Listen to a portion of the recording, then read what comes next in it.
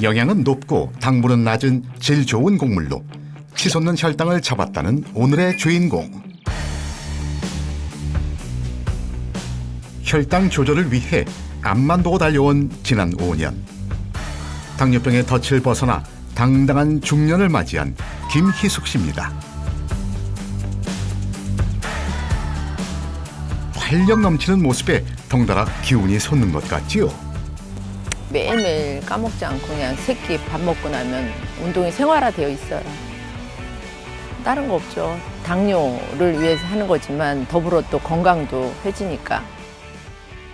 제가 그 한 7, 8년 정도 약을 먹던 거를 당뇨약을 그 2020년도 1월 6일부터 끊었거든요. 그 단약을 했기 때문에 저는 이제 약에 의존하지 않고 식단과 오로지 운동으로만 해야 되기 때문에 그래서 열심히 하게 되는 거죠. 그랬더니 하다 보니까 또 더불어 이렇게 건강해지고 좋아요. 처음엔 희숙 씨도 당뇨병의 심각성을 잘 몰랐습니다. 52세 정도 되는 것 같아요. 그러니까 거의 한 13년 정도 됐어요. 그때 뭐 아득했죠. 이걸 어떻게 해야 되나. 근데 그때뿐인 것 같아요. 그냥 약 처방 받고 음식 관리가 안 되죠. 힘들더라고요. 어떻게 하는지도 몰랐고. 그래서 그렇게 허송세월한 게 7, 8년 된 것 같아요. 당화혈 색소가 7.5%까지 치솟고 당뇨병 증상이 시작된 순간 위기를 느꼈다는 희숙 씨. 오른쪽 발 등이 이렇게 감각이 없었어요. 그래서 매일 이렇게 좀 긁고 했던 것 같은데 고혈당일 때 졸립고 늘어지고 머리 두통 같은 것도 있을 수 있고 이런 증세를 지금은 알아요. 그래서 그때는 몰랐어요. 실패를 디딤돌 삼아 꾸준히 건강을 살핀 결과 놀라운 성과를 이뤄냈습니다. 매일 아침 혈당을 측정하는 것도 그녀의 건강 습관 중 하나입니다. 아침에 일어나면 항상 하는 거 혈당 체크하는 거예요. 이 혈당 체크는 그 전날 이제 먹은 것들을 그대로 이제 보여주는 거기 때문에 매일 체크하죠. 그래서 100 이하로 관리하려고 많이 노력하고 있어요. 몇 나오셨어요? 92 나왔어요. 좋죠. 기분 좋죠. 하루에 그 혈당으로 뭐 일일비하면 안 되는데 기분 좋아요. 하루 시작하는 게.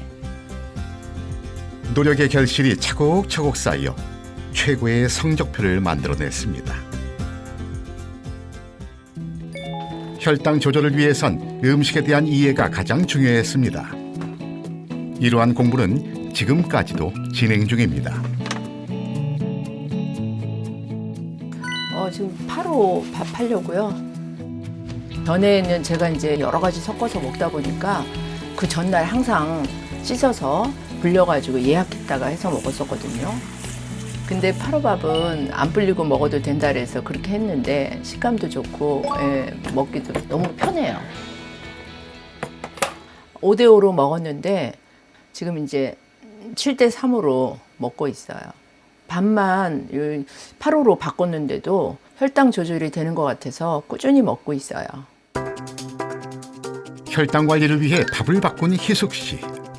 그녀가 선택한 8호는 어떤 곡물일까요? 파로는 12,000년 전부터 재배되기 시작한 최초의 고대 곡물인데요. 로마 제국의 황제 율리우스 카이사르가 이집트를 침공할 당시 고대 이집트의 주식이었던 파로를 로마로 가져오게 됐고요. 황제의 밀로 불리며 막강한 힘을 떨친 로마 군대를 지탱해준 주식으로 사용됐습니다. 심지어 파로 그 자체가 화폐로 사용됐다는 이야기가 있을 정도로 가치가 높았다고 합니다. 정제 과정을 거치지 않은 고대 곡물 8호는 껍질의 영양분을 그대로 섭취할 수 있는 질 좋은 탄수화물입니다. 고대 곡물 8호의 주산지는 문화, 예술, 그리고 미식의 중심지 이탈리아. 피자와 파스타의 고장이기도 한 이탈리아는 한국 못지않게 탄수화물에 대한 사랑이 대단합니다. 그런데도 세계에서 손꼽을 정도로 건강 대국임을 자랑하는 이탈리아. 거기다 당뇨병 환자의 입원율도 하위권에 속합니다. 이탈리아 국민이 건강을 유지할 수 있는 바탕에는 그들의 주식인 고대 곡물을 빼놓을 수 없습니다. 특히 파로의 주산지인 토스카나는 파로 재배의 최적의 환경으로 척박한 기후 조건을 견디며 자라 강인한 생명력과 영양분이 농축된 곡물로 알려져 있습니다. 파로는 유럽연합 지침에 따라 재배 이후 같은 땅에서 계속 재배하지 않고 2년에서 3년간의 휴지기를 가져서 영양과 품질 보존에 힘쓰고 있다고 합니다. 또한 곡물의 DNA 변형을 막기 위해 화학 비료 사용을 금지하는 등 엄격한 재배 가이드에 따라 재배됩니다. 파로의 뛰어난 맛과 영양 성분이 알려지면서 세계적으로 유명한 셰프들도 파로를 활용한 레시피를 선보였는데요. 뿐만 아니라 2024년 파리 올림픽 선수들의 식사로 맛과 영양을 갖춘 파로가 활용되기도 하는 등 해외에선 이미 인기 있는 슈퍼푸드이자 건강 곡물로 알려져 있습니다.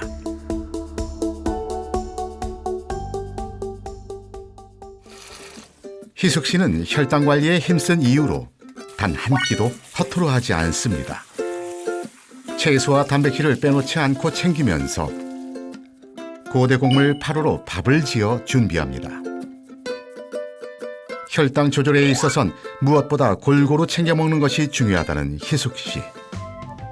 다만 먹는 순서에 좀 더 신경을 쓰고 있습니다. 평상시 이렇게 똑같이 삼시세끼 이렇게 야채, 식이섬유 먼저 먹고 그리고 이제 단백질 먹고 파로 밥 해서 먹습니다. 너무 좋아요. 이렇게 톡톡 깨지고 씹는 맛이 있고 그리고 저희는 또 이 밥을 이렇게 뭐라 해야 되나 그냥 훌렁 넘기면 안 되거든요. 그러면 췌장에서 또 무리가 가고 소화시키느라고 그래서 이걸 꼭꼭 씹어 먹는데 이 터지는 맛이 있어요. 그리고 고소하고 과식을 막기 위해 젓가락을 사용해 천천히 오래 씹어 삼키는 것도 희숙 씨만의 혈당 조절 비결입니다. 자칫 소홀해질 수도 있는 혈당 관리. 초심을 잃지 않기 위해 시작한 특별한 도전. 안녕하세요. 여러분 오늘 아침도 이게 신대방 찾아서 너무 감사합니다. 혈당 고민이 있는 사람들을 위한 소통 창구로 활약 중입니다. 궁금한 것이 있으시면 요 댓글로 남겨주세요. 그럼 제가 그거 답변 드릴게요.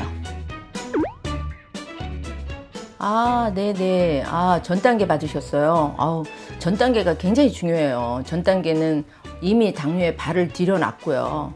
근데 지금부터 관리 잘하면 더 이상 진행되지 않도록 이 당뇨는 생활 습관이거든요. 지금의 생활 습관에서 그것만 딱 변경을 줘도 좋아지고요. 거기다 이제 식단까지 하고 운동까지 하면 더더욱 좋죠.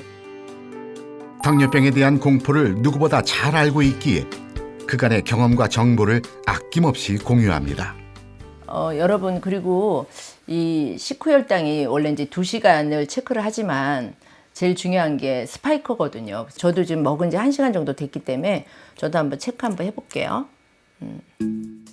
저도 몇이 나올지 매일매일 쫄깃합니다. 과연 그녀의 식후 혈당은 어떨까요? 여러분 138 나왔어요. 여러분 저도 식후 혈당 1시간이 180도 나오고 어쩔 때는 200도 넘은 적이 있어요. 꾸준히 하다 보면 이렇게 식후 1시간 혈당도 좋아집니다. 특히 식단 중에서도 제일 중요한 게 탄수거든요. 그래서 매일 먹는 밥을 바꾸는 거더라고요. 그래서 제가 여러분한테 오늘 파로라는 곡물을 좀 소개하고 싶은데 제가 요즘 파로로 지은 밥으로 식사를 하고 있거든요. 그게 일단 식감도 좋고 식이섬유 같은 영양소가 풍부해서 그런지 식후 혈당 스파이크가 조금 예방에 도움이 되는 것 같아요. 당뇨 극복을 위해 가장 먼저 밥부터 바꿨고 특히 파로밥을 통해 식후 혈당에 긍정적인 변화를 경험한 희숙 씨. 파로가 혈당 조절에 어떤 영향을 미치는 걸까요?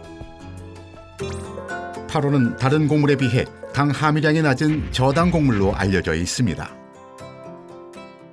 도정하지 않고 껍질 그대로 섭취하는 고대곡물 파로는 식이섬유, 비타민, 단백질, 마그네슘, 미네랄 등 약 60여 가지의 다양한 영양분을 함유하고 있는 반면에 당 함량은 낮은 저당 곡물로 알려져 있습니다. 실제로 파로는 다른 곡물에 비해 혈당 급상승이 낮으며 체내 포도당 및 지방대사에 영향을 미쳐 당뇨병 예방 및 체중 감소에 도움을 줄 수 있다고 합니다. 파로는 혈당 지수를 의미하는 GI 지수가 40으로 낮은 편에 속합니다. 파로에는 혈당을 천천히 올리는 식이섬유가 다른 곡물에 비해 풍부하기 때문입니다. 식이섬유는 장내 미생물에 의해 발효돼 장내 유익한 대사산물인 단쇄지방산을 생성하고 단쇄지방산은 체내 콜레스테롤의 합성을 억제하는 데 도움을 줍니다.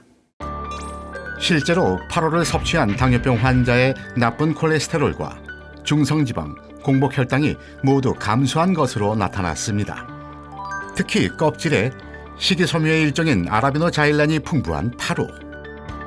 아라비노자일란은 위에 오래 머무르는 만큼 포만감을 유지시키고 혈당을 천천히 높여 혈당과 체중 조절에 도움을 줄 수 있습니다. 또한 렙틴과 같은 식욕 억제 호르몬을 자극해 식욕과 에너지 조절에 도움을 준다는 보고도 있습니다.